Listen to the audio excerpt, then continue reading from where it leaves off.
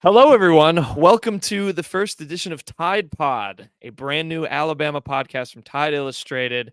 And we're going to get started here midway through football season. But we thought, what better time than ever to get some more Alabama content out there?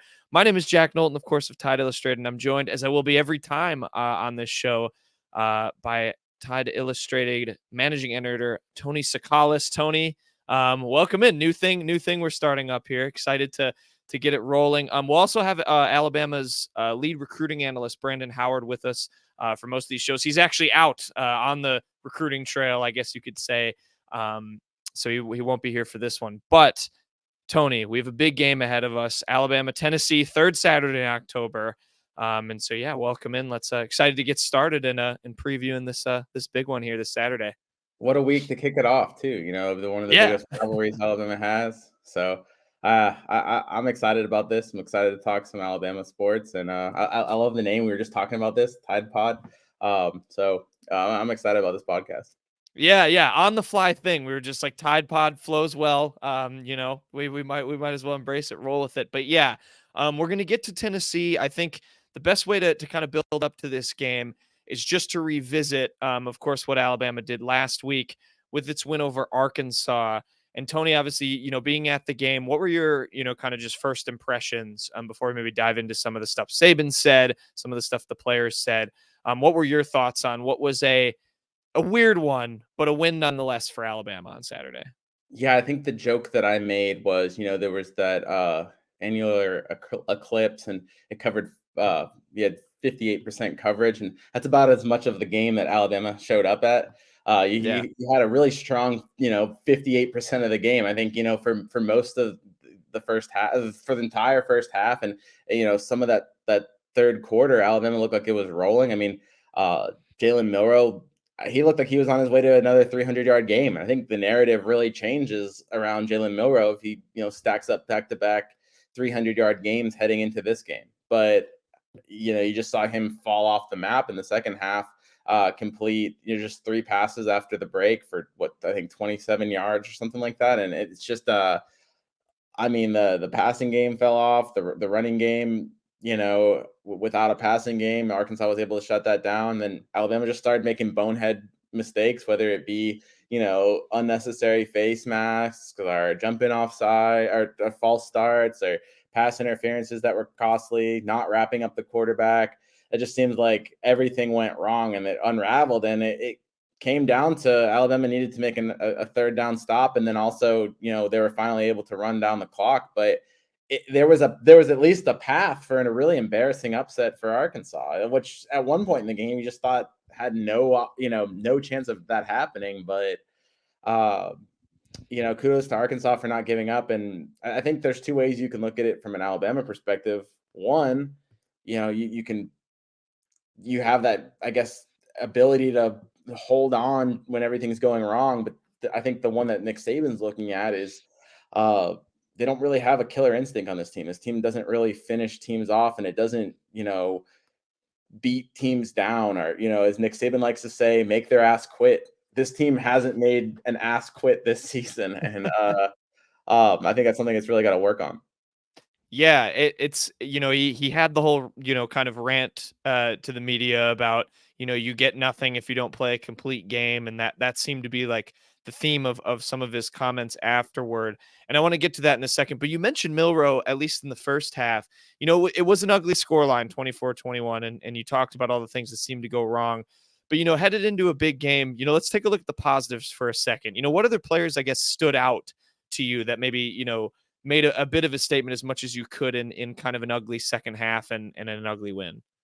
I think when you look at it, it's got to be with Milroe. I mean, as good as he looked in the first half, he didn't really show anything that you didn't already know. They got a lot of their plays on big chunk yardage. I think 4 of his 8 completions, or he was 4 of 8 on passes that went 20 or more yards through the air past the line of scrimmage. But we know that about Jalen Milroe. We know he can hit on the deep ball. We know his wide receivers can get open on those plays, and that's a big part of what Alabama's offense looks like. But it is always encouraging when you see that happen. I mean, you saw Kobe Prentice get open for a big play. Jermaine Burton had one. So, there was the usual big plays in the passing game, and I think you also saw that in the running game. There was 8 runs of 10 yards or more. Alabama had all 4 running backs had 10 yards or more, at least one carry. Those are the things that you kind of look at and you're like, okay, this team can be really good, but it still seems like this Alabama team can be kind of an all or nothing offense where it's either all going right or you hit on a big play, but can you get that? And Nick Saban talked about it this week. Can you get that 4-yard run? Can you get that 3-yard when just a 1st and 10, a 4-yard run on a 1st and 10 is so valuable because if you get stopped on a 1st and 10, it really kind of kills your drive. You can't run the ball on 2nd down because you then run the risk of having a 3rd down, and then you just kind of really limit your offense. So I think when you look at the positives, it's that sequence in the 3rd quarter where Alabama was really running the ball down Arkansas's throat. That's exactly what they need to be doing and just building off of that momentum. And I think with Jalen Milroe, you're going to want him to have to hit on a more consistent basis, but it is still nice that he's able to hit on those deep balls. And then defensively, I thought that they did a good job pretty much, except for, some of the letdowns. I think that they did a good job of kind of playing up to their standard. I don't think you look at that Arkansas game and really think, oh, what a defensive letdown. It was more on the offensive side. I thought that breakdown and the almost comeback kind of occurred more through what had happened on some of those offensive breakdowns. Yeah, I mean it's a difficult game, I think, to define, but I think you do have to find some of the positives out there, and I think the defense, other than you mentioned the penalties, I know there was the bad Jalen Keefe face mask. Caleb Downs later had that PI that basically gifted Arkansas a touchdown, and I know Saban talked a lot about limiting those kinds of mistakes, but in that post game. What comments from him? You talked about some of the points he hit on already, but what other comments and stuff that he pointed out kind of stood out to you in terms of what Alabama, is learning from this game and wants to continue to develop, as they stay alive in this season with just the one loss?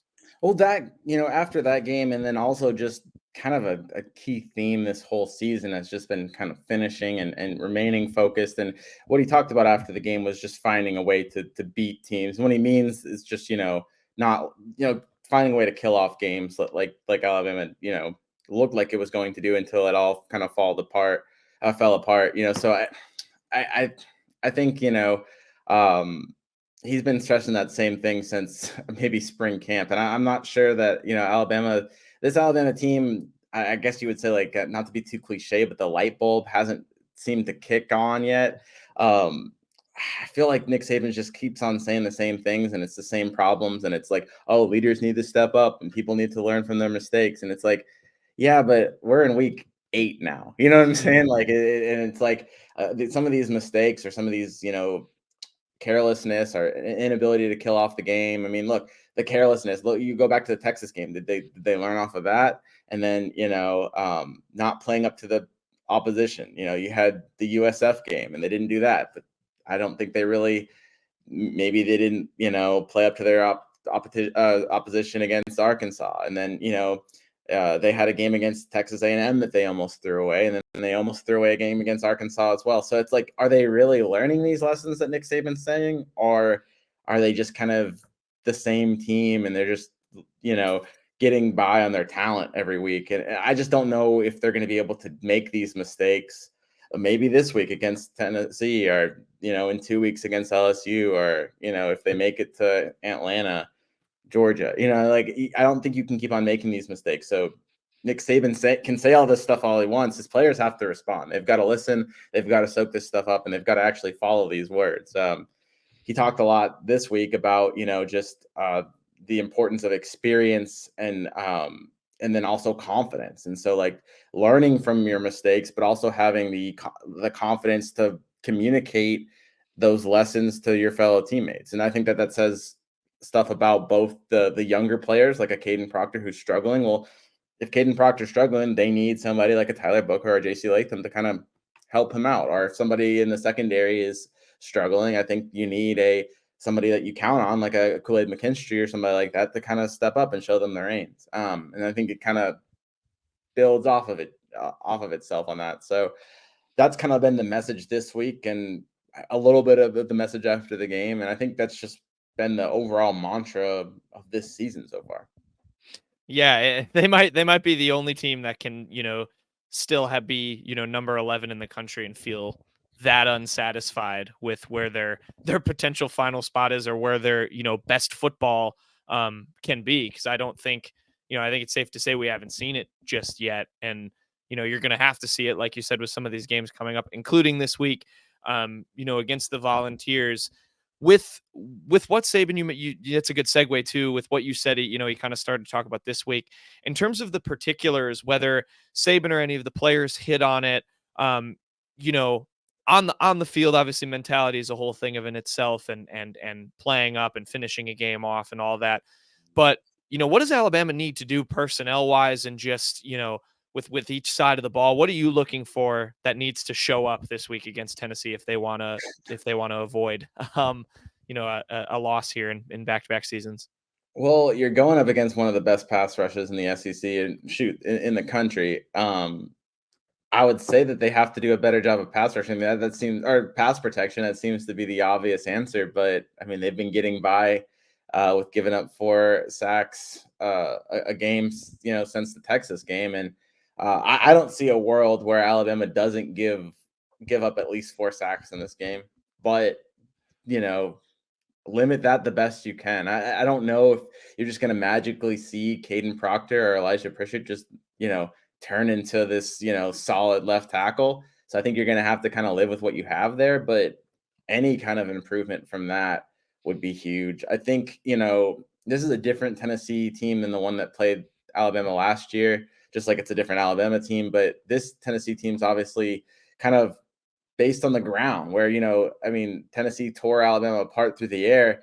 This year, if Tennessee is going to pull off the upset, I think it's going to come on the ground. So Tennessee spreads you out. I think it's going to be really important on both the defensive line and guys like Deontay Lawson, who are going to have a lot of one-on-one opportunities with the running backs, and he can't miss. I think, either if you miss the running back or if you lose contain on Joe Milton, those are going to be the big plays that could happen for Tennessee. And it's easier for those plays to happen because of how spread out the offense is. And you don't really get as much help tackling from your secondary because they're all out on the perimeter. So that could be a key thing on defense. I do think that Alabama is kind of built to stop the run, and guys like, Deontay Lawson, they've got athletic guys. Tresman Marshall seems like he has a really good nose for the football, and they're both good tacklers. So I think they're kind of built for this kind of game. So I'm not as much worried about Alabama's defense as I am how are they going to stop that pass rush. And I just really don't know how that's going to happen. And,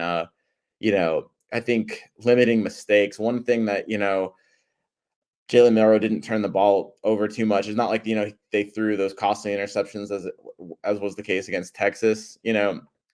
If the pressure turns into those costly interceptions that turn into points the other way, I think things could get really bad for Alabama. But if he's able to just get rid of the ball quickly, a thrown away pass in this game is going to be a best friend sometimes. Right. That might be the best pass Jalen Milroe makes, is just lobbing it to the sideline and living another day. And that's something that he really hasn't done a lot of. So I think he's going to have to mature in that standpoint, because he's going to get pressure. Alabama's not just going to stop this Tennessee pass rush. And that's probably the biggest thing that I see heading into this game. Yeah, definitely. And he spoke, I know, to media, and seems like he's trying to embrace the pressure. I think he said something along the lines of that he likes it, and that's you should feel pressure as being the quarterback of this team and trying to be a leader. But he's not Bryce Young, and he's not some of these quarterbacks that have come down the pipeline and that we saw last year with such a shootout of a game that I don't think I think it's safe to say that Bama fans are going to get this year. On the Tennessee side, you mentioned that pass rush. Who are some individuals maybe you're looking at? I know they have that trio of running backs who are all decent in that ground attack, and obviously Milton, hasn't been the quarterback that Hendon Hooker was in terms of the Vols offense. But who are some people you look at on Tennessee's side that Alabama needs to hone in on? Yeah, so I mean, Joe Milton hasn't been, this guy. He hasn't been Hendon Hooker, just the same way that Jalen Milroe hasn't been Bryce Young. But I think you're going to you always need a good game from the quarterback if you're going to beat Alabama. So I think it starts maybe as much of a running team as Tennessee is. I think it starts with Hendon Hooker, with Joe Milton, and Right. his ability to just talk talked about Jalen Milroe's ability to avoid mistakes. I think it's also going to be key with Joe Milton. Look, Alabama has a great pass rush too, and they're going to get in his face and they're going to force him into really hard throws. And they've got guys like Kool-Aid McKinstry and Terrion Arnold and Caleb Downs who can capitalize off mistakes. And so he's got to make enough big plays and not get in the way of his running game. But like you said, it's going to come down to to the backs. Jalen Wright, Jabari Small, just those. Jalen Wright's averaging 7.14 yards a carry, 571 yards. I mean that. If you're going to be at Alabama too, that they're going to have big games from him. The wide receivers aren't as much there for the Vols as they were last year, and that might be if Alabama is able to kind of maybe frustrate Joe Milton or get Tennessee just so one-dimensional on the ground game. I think, like I said, they've got the pieces to kind of control this Tennessee, rushing attack. But I think it starts with limiting Milton and then kind of like forcing Tennessee in, which has been something that Alabama's been pretty good at this season. So, like I said, I don't really see the problem being on the offensive side of the ball. On the defensive side of the ball, stopping Tennessee, but that's stopping that pass rush of James Pierce and Tyler Barron. I mean, I think you put those two right up there with Dallas Turner and Chris Braswell. I mean, those two have a combined 11 sacks. I think Braswell, and I forget how many Braswell and Turner have, but it's like either 11 and a half or 12. So it's a similar pass rushing duo in terms of production. I think when you look at this Tennessee pass rush, I would say that Texas A&M's defensive line's bigger, maybe better against the run, but then Tennessee's probably a little bit faster, better as a pass rushing. It's going to provide more pressure. So at least Alabama's got a little bit of a taste of what they're going to face, having faced Texas A&M, but it's going to be tough to stop that duo. And I think they're probably licking their chops going up against whoever Alabama is putting at left tackle. Yeah, I know that's been a place to target for the Crimson Tide. And if I may, like in comparing again to last year, it almost feels like last year's game was an unstoppable force versus an unstoppable force, and this year with the defenses, it's like two immovable objects essentially going against like weaker offenses. This could be a classic, but it's going to be like a 24-21 classic, or Undertakers might be loving this one. Yeah. I mean, the only thing better is if it was like on a gloomy day, with like some rain or something like that. This needs to be like a sloppy, like just to fit the identity of this team. It's probably going to have, I didn't look at the forecast, but we're probably going to have like sunshine, but that won't match the vibe of what this game is. We need like an overcast, just cruddy day, because that's what this game is going to be, is an ugly, just bruising game that, I think somebody's going to make a mistake on offense, and the defense is going to be able to capitalize it. And then the other team will probably just be able to choke out. If Tennessee gets up ahead and they can get that running game going, they can choke out Alabama, just like the same way, we thought Alabama was going to be able to choke out Arkansas. I mean, both teams have that ability that if they get on top, they can kind of grind out the clock. And going back to that Arkansas game, one of the positives, perhaps maybe the only positive you can take away from that win against Arkansas, is Alabama was able to run out the clock for I think it was like 5 or 6 minutes, which was an impressive drive to get, to kill off the game. So I think they're going to need moments like that. They're going to need just the ugly kind of game. I think we'll see the shootout maybe in 2 weeks against LSU with the way their defense goes. And, you got Jaden Daniels, but this week I'm expecting, I would hammer the under, guys. I think it would just be it's going to be a knuckle brawl, kind of just, bare knuckle. You're describing a Big Ten game is what you're describing. That's what it feels like a Big Ten game. And, we've got Iowa, Minnesota this week with an over-under of 33 points. It'll be more reminiscent of something like that. Maybe over 33 points, because that is a low over-under. That's a wild one. I could take an under 45 possibly. I think that could be a number that you look at. But yeah, James Burnup, we somebody we haven't talked about, but Alabama's punter might be big in this one, flipping the field, those kind of things where it's not the sexiest aspects of the game, but I think they'll be important this week. I'm actually glad you brought that up, because, there's not many players that, there's a couple guys in Tennessee I wanted to define. And I know, they had a guy who returned a punt for a touchdown last week that gave them the lead against Texas A&M. So, in a close, scrappy game that was, special teams could wind up, making the difference for either team, this time out. The other guy I know I was looking at was Tennessee's. They have a DB named Kamal. I think it's Hodden is how you pronounce his last name, and he had a really good game against the Aggies as well. He had a couple tackles and a pick. So, a couple of names to watch there. On the Alabama side as well, personnel is obviously going to be huge. You mentioned left tackle and stuff. Injury wise, who are some guys to keep an eye on? What updates do we get this week for the Tide? Yeah, it's been encouraging. We spoke to Tresman Marshall, so I'm even like taking him off because Alabama's not going to give us an injured player. But Tresman Marshall kind of had some bruised ribs after the Arkansas game. He says he's fine, and the fact that we spoke to him in a media session, Alabama's so guarded about that. I would expect him to play unless Nick Saban's just like really going into his bag of gamesmanship. But I think he's going to play. It sounds encouraging on Malachi Moore coming back from his ankle injury, and that will be huge, both in terms of stopping the passing game, but also we talked about, you're going to have to maybe get a little bit of help from the secondary on some of these open field tackles. And I think when you look at the tackling ability of Alabama's defensive backs, Malachi Moore is right up there. So having him back, I think would be big. It sounds like he's going to be back. CJ Dupree, the tight end, had a little bit of a lower muscle pull, but it sounds like he's been practicing and he's going to be back. I don't necessarily think he's going to be a big factor on the stat sheet maybe, but if you talk about going up against a Tennessee, front seven that can really pressure the quarterback, having an extra, your best blocking tight end is going to be big. Maybe you line him up on the left side, give Caden Proctor some extra help at left tackle, or Elijah Pritchett some extra help at left tackle, just with an extra blocker there. Him and Robbie Utes, you could probably utilize them as almost like half of a lineman just with their blocking ability. And then Terrence Ferguson is a backup offensive guard.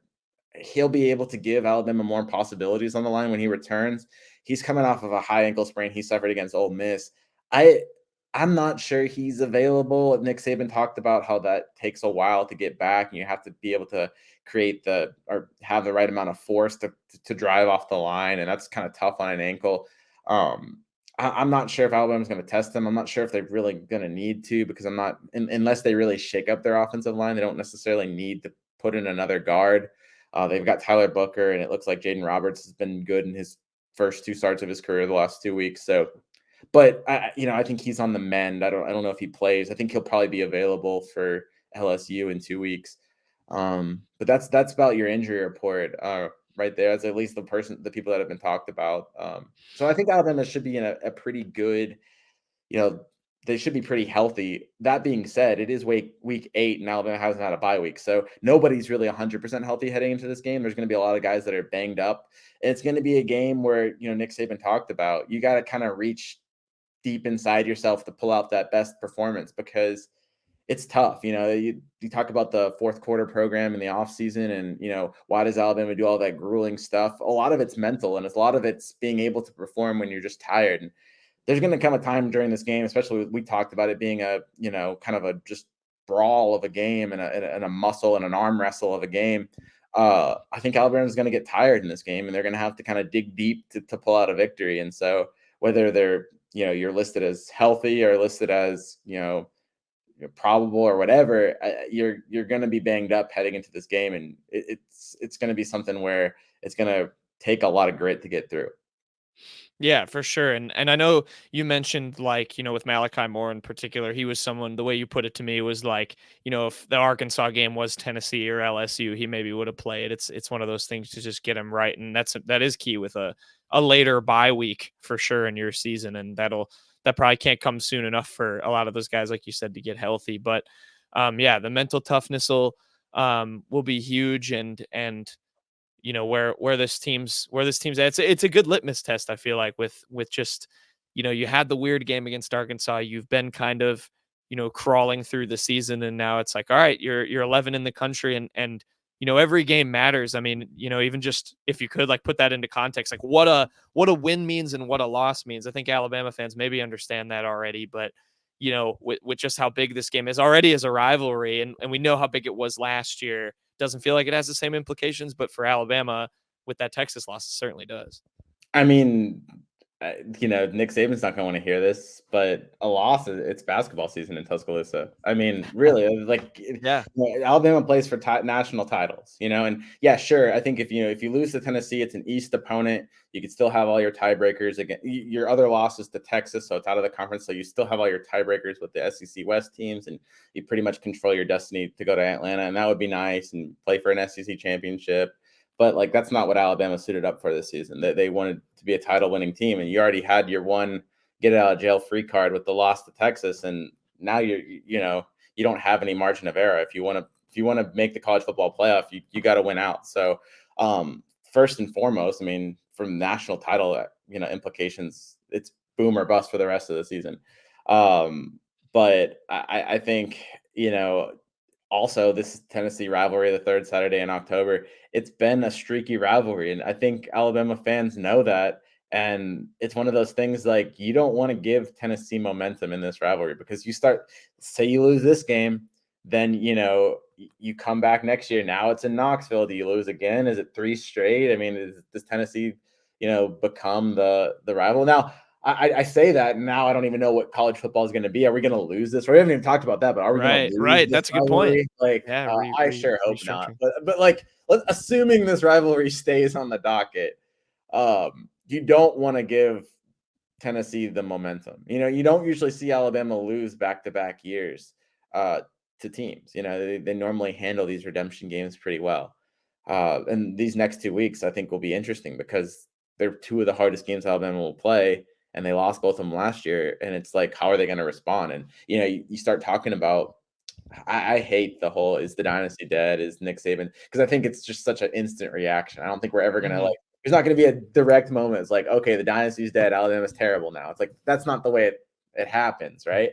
But I think it's like one of those red flags that gets raised if they do lose to a Tennessee or an LSU. And all of a sudden, that's something that Alabama never did. You never did lose 2 games in a row. And now you're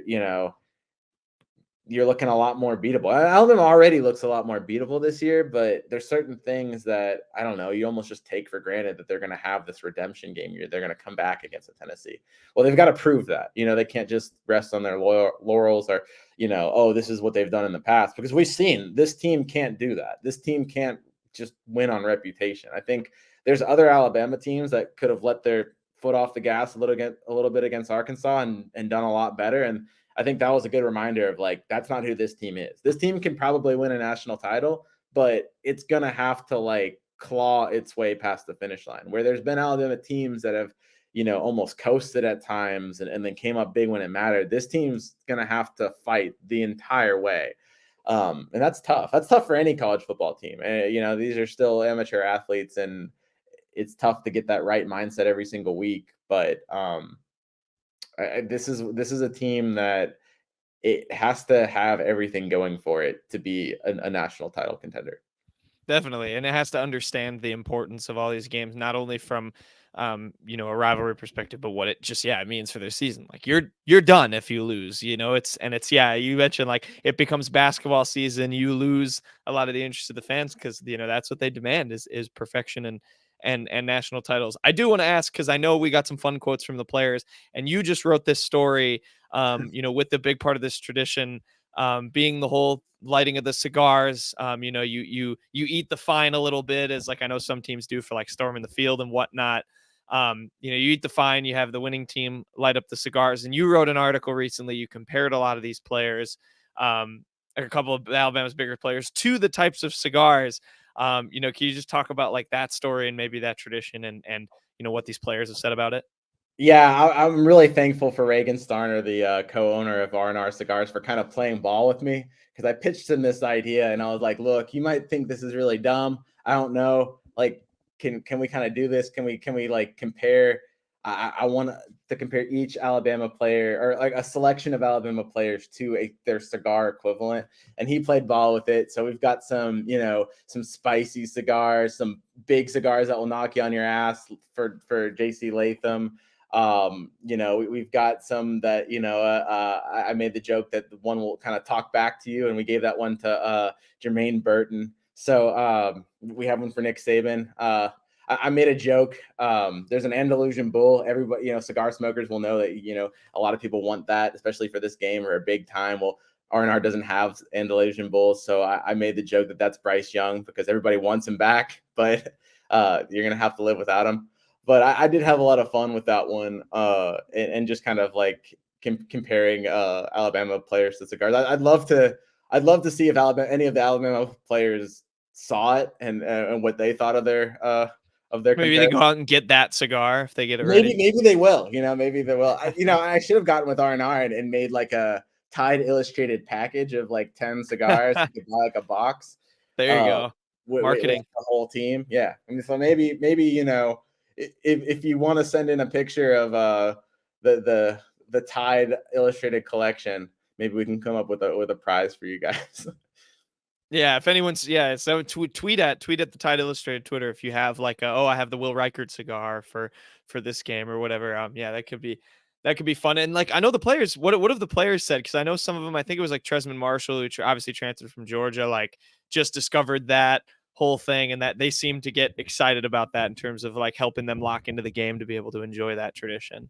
Yeah, I mean, he didn't even know about it until this week. I don't Yeah, know if, like, to me that sounds hard to believe, but then these kids, they don't grow up with the rivalries, and Tresman Marshall's coming from Georgia, where the Tennessee game was a big game, but it wasn't a trophy game or anything like that, or a name game.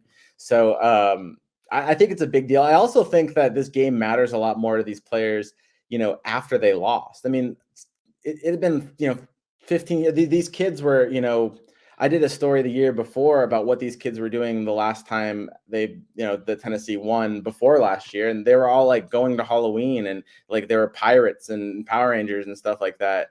right. So none of these kids really remember what it was like when Tennessee beat Alabama. So now they've kind of been awoken to the rivalry. And now all of a sudden it's like, well, shoot, I'm the only person that's lost to Alabama. Like people don't even remember before last year when I Right. lost to Alabama.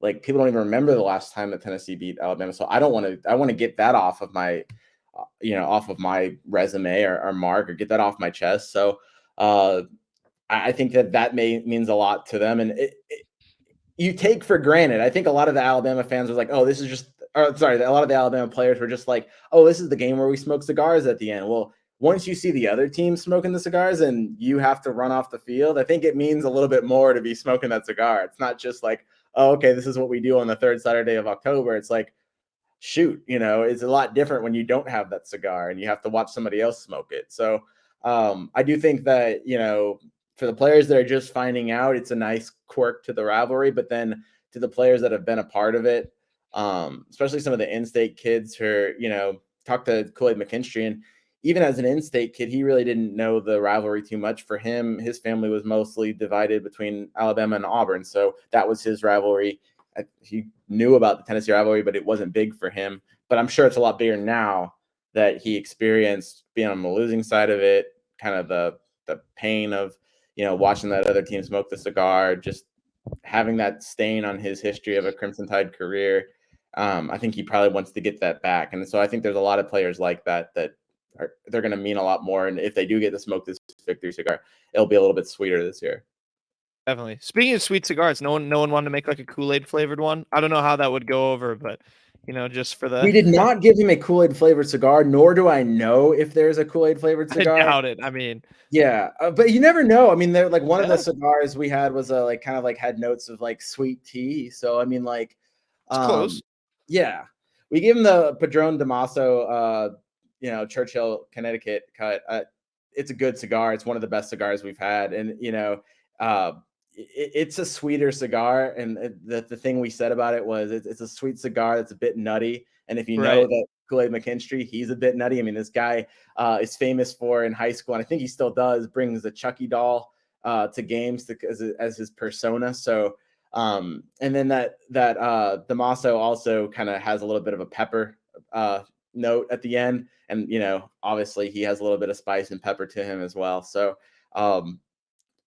it would have been nice if there was some kind of like a Kool-Aid, but I think that might have been too gimmicky. I wanted to also get some good cigars. I don't know. So Yeah. Yeah, I think I don't know. I don't even know how that would work. That'd have to be like a fake like candy Kool-Aid flavor or something if just a they were to bubblegum, yeah, cigar. yeah, something like that. But there We you should have go. given I mean, we should have given one of the really young looking players a right. bubblegum cigar. Yeah. Might be their first one ever if all things go right on A Saturday. lot of players on this team, they don't smoke or so this will be their first cigar. I mean, like Nick Yeah. Saban talked about, he just chews on the cigar. I think a lot of the players just chew on it. There is a famous photo of Reuben Foster just lighting up a cigarette in this game. It was They hilarious. ran out.